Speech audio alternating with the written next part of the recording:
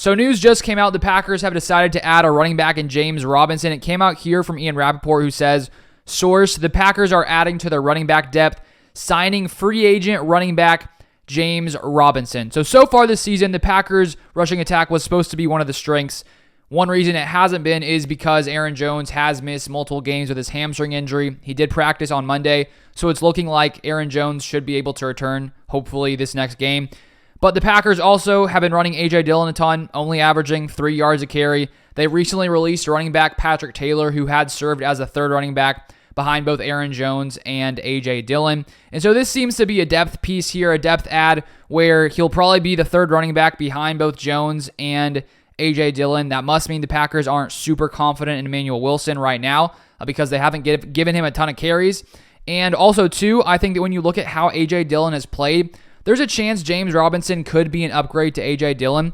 If we look at James Robinson in his history here the past few seasons, sort of why he has been a free agent, he starts off in 2020 as an undrafted rookie, plays really, really well for the Jaguars, has the most scrimmage yards for an NFL rookie free agent in NFL history. And then after that season, the Jaguars decide to draft Travis Etienne in the first round. Then Robinson plays 13 games for the Jaguars in 2021.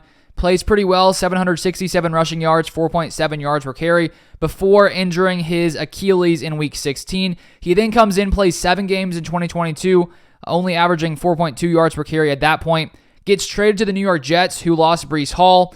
And while on the Jets, he only played 4 games, only had 29 carries for 2.9 yards per carry. And then this offseason, a few different things happened with him. He was on the Patriots, signed to a 2-year deal. They then decided to release him because they had injury concerns.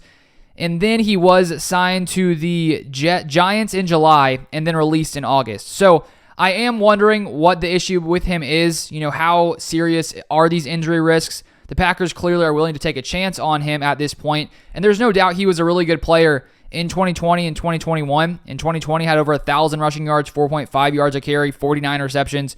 21 with the Jaguars had 4.7 yards per carry and 31 receptions. So if the Packers could get a guy, the same guy he was in 2020 and 2021, I think this would be a great move here. And I'm guessing it's a pretty cheap contract. And honestly, considering the way that A.J. Dillon has played, I wouldn't be surprised if Aaron Jones comes back soon. If the Packers want to mix in James Robinson a little bit, see, does he still have some of that ability that he had early in his career? Because if he does, I think that he's going to be an upgrade running the ball compared to A.J. Dillon.